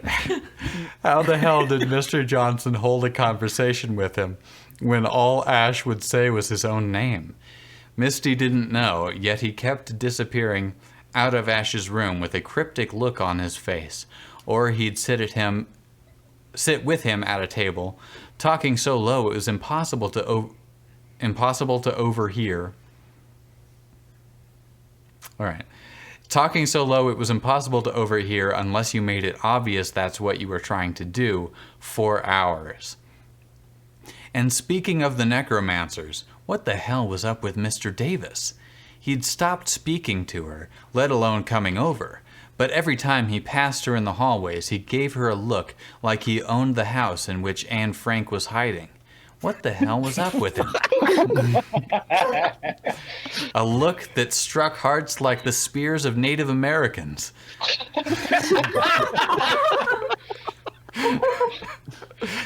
She'd tried to ask him a couple of times, but he just shook his head, pursed his lips, and started humming loudly as he walked away. It was, for myriad reasons, frustrating. And the team all seemed to work well enough together, which left her with very little to do these days. Which is why, she supposed, when she saw Vampire Jamal and Tyler with backpacks on and sipping from plastic water bottles. I just like that we are always constantly reminded that Jamal is a vampire. Yeah. Maybe we're gonna meet What if he's not, though? That's another just his Jamal. name. We're gonna meet That's human just his first Jamal, or name. werewolf Jamal, or tax accountant Jamal. I don't know. I think he's probably Dr. sick of Five everyone assuming Jamal. he's a vampire just because Gotta he catch Jamal, turns gotta into catch vampire. Look, I Gotta drive a catch cab. Jamal. Spitfire says Jamal is his last name. So okay.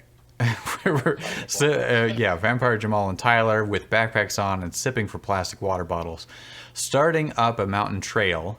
You couldn't say the necromancers didn't take their group to interesting areas for the downtime.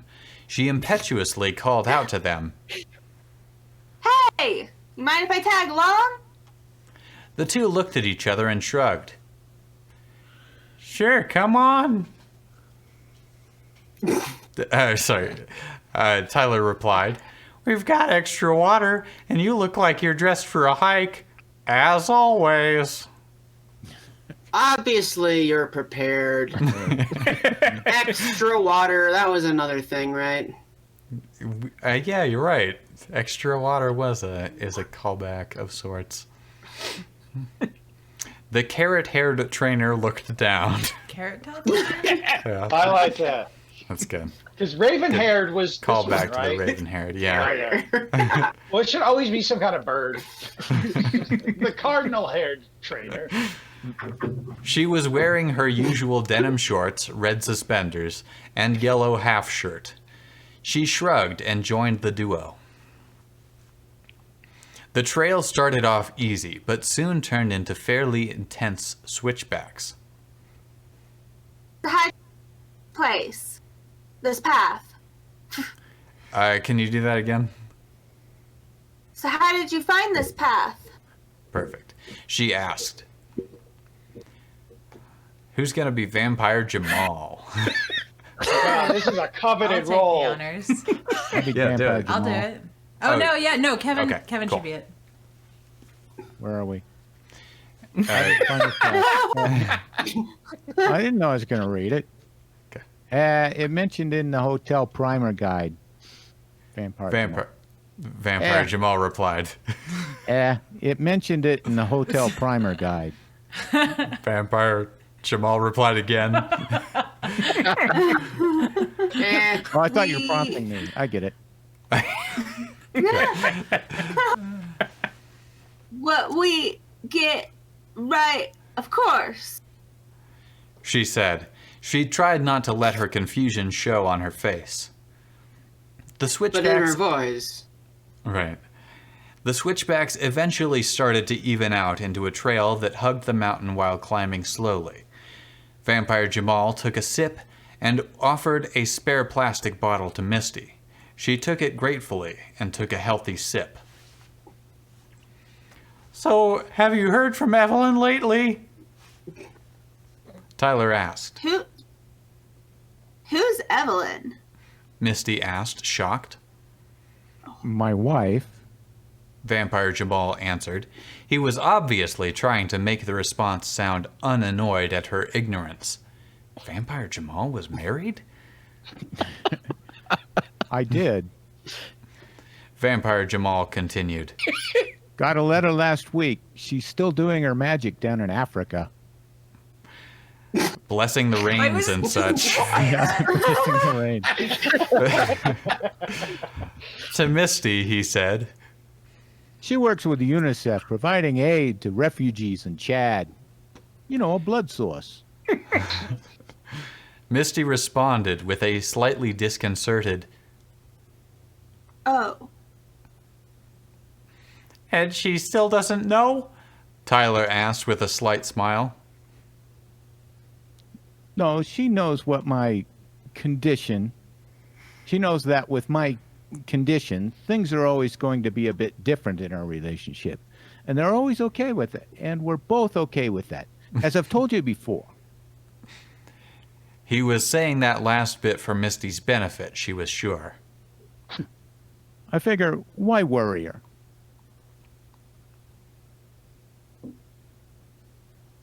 Well, since vampire is his What? first name, what condition is he talking about? Erectile dysfunction? Is that what's going on? Yeah. He's got What did you allergies. do? Two, and neither one of them work. It's If very he comes frustrating. anywhere near a ragweed, he just starts sneezing. Yeah. What did you If do only she before you were wasn't bagged inducted in into the Shadow Corps? Misty Corpse. Misty asked, determined to be part of this conversation. Data analyst. Vampire Jamal replied. Oh. She said again. She had no idea what that entailed, but No one refused does, to ask. sweetie. Nobody.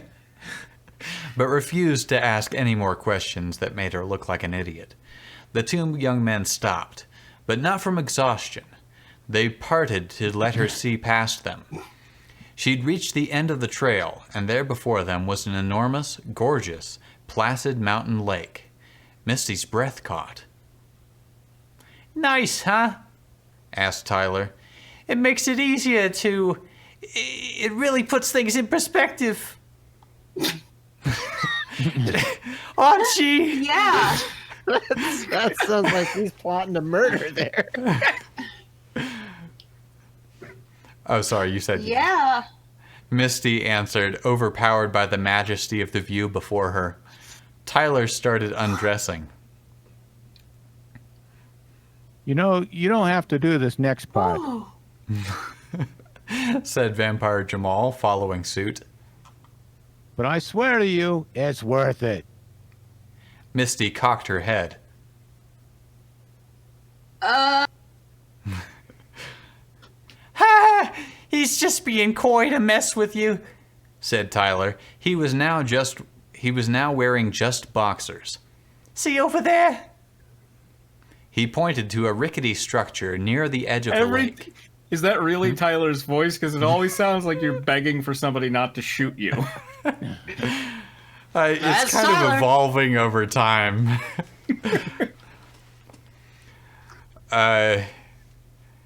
There's a guy that I'm thinking of, and this is probably not going to make sense. I definitely don't know his real world name, but he's a minor character in Burn After Reading. He's ends up being the guy that's following George Clooney's character around, and he's kind of a weaselly guy. That's who I'm basing it on. I was thinking of Tyler from The Covenant. Yeah. Okay. Well, so more like this. Well, his puking came at an opportune time. I mean, Well, yeah, sure. He pointed to a rickety structure near the edge of the lake. It was maybe 1 story high. Yeah, sure. Maybe. Maybe it's got 1 story. I'll give it 1 story.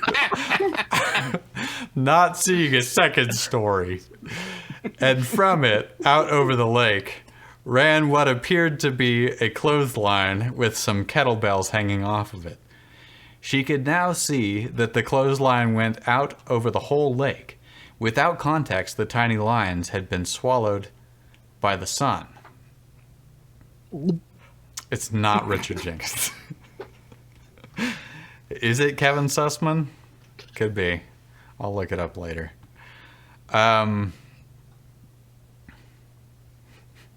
Leonardo DiCaprio, that's it. Tyler pointed at his clothes. Don't step on these. My Pokeballs are in the pocket there. Feel free to join us, or just hang out here, or go back if you want, whichever. He smiled, and Misty realized it was the first genuine smile she'd seen on the young trainer's face for quite some time. Vampire Jamal had that strange vitiligo? Vitiligo. Is it? Okay. Yeah, vitiligo. Vitiligo-like coloring over his entire body, it seemed. Is that the, okay, skin... What Michael Jackson had? Gotcha. Over his entire body, it seemed. Also, from the way his tiny boxer briefs hugged his body, Misty thought maybe Evelyn missed him a little more than she let on. ooh. hey now, All right. we're crossing into that PG-13 barrier.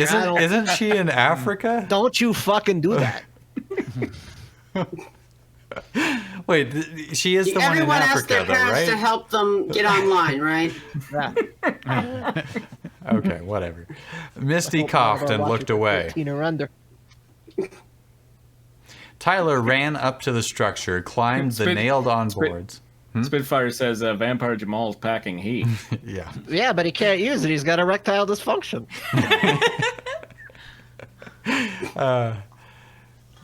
Okay, Tyler ran up to the structure, climbed the nailed-on boards on the side of it, and grabbed one of the handheld zipline trolleys. He took a deep breath, then jumped forward, giving the line momentum. She saw other trolleys move along their paths. Another one came to rest close to where he'd started from as Tyler reached the middle of the lake and, laughing, let go.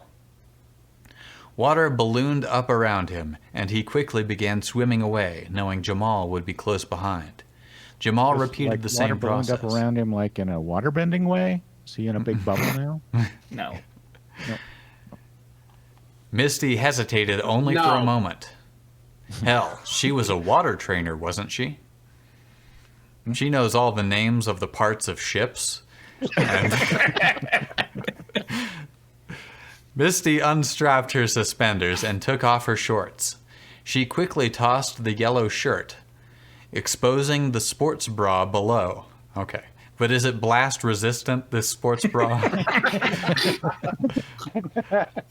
She took her own Pokeballs out and placed them gently on top of her folded clothes.